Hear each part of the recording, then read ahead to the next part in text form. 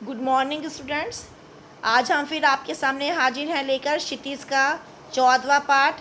मैंने काफ़ी हद तक आपको समझा दिया था, आगे समझा रही हूँ। थोड़ा सा रह गया था पाठ। कहाँ तक पढ़ चुके थे हम लोग?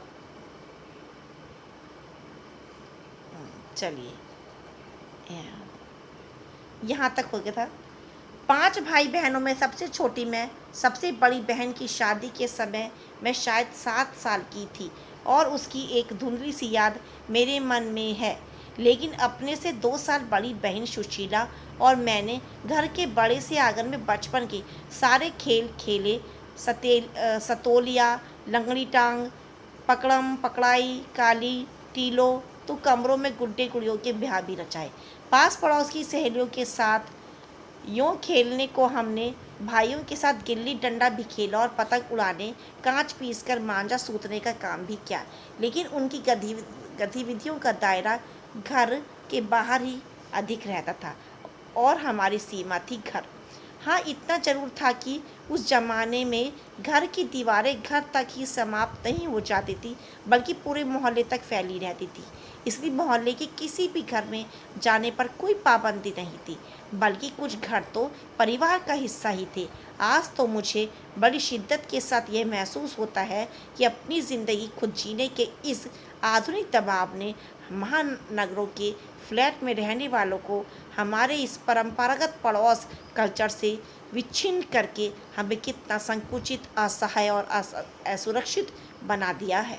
मेरी कम से कम 1 दर्जन आरंभिक कहानियों के पात्र इसी मोहल्ले के हैं, जहां मैंने अपनी किशोरावस्था गुजार अपनी युवावस्था का आरंभ किया था। 1-2 को छोड़कर उनमें से कोई भी पात्र मेरे परिवार का नहीं है। बस उनको देखते सुनते उनके बीच में ही मैं बड़ी हुई थी, लेकिन इनकी छाप मेरे मन पर इतनी गहरी थी कि इस बात का एहसास तो मुझे कहानियाँ लिखते समय हुआ। इतने वर्षों के अंतराल ने भी उनकी भाव भंगिमा भाषा किसी को भी धुंधला नहीं किया था और बिना किसी विशेष प्रयास के बड़े सहज भाव से वे उतरते चले गए थे। उसी समय के दास साहब अपने व्यक्तित्व की अभिव्यक्ति के लिए अनुकूल परिस्थितियाँ पाते ही महाभोज में इतने वर्षों के बाद मैंने एकाएक जीवित हो उठे। यह मेरे अपने लिए भी आश्चर्य का विषय था, एक सुखद आश्चर्य का। उस समय तक हमारे परिवार में लड़की के विवाह के लिए अनिवार्य योग्यता थी। उम्र में 16 वर्ष और शिक्षा में मैट्रिक। सन 44 में सुशीला ने यह योग्यता प्राप्त की और शादी करके कोलकाता चली गई। दोनों बड़े भाई भी आगे पढ़ाई के लिए बाहर चले गए। इन लोगों की छत्र छाया से हटते ही पहली बार मुझे नए सिरे से अपने वजूद का एहसास हुआ। धन्यवाद। आज के लिए बस इतना ही। अगले पीरियड में आगे पढ़ेंगे। तब तक आप इसको बार बार देखें और पाठ को समझें।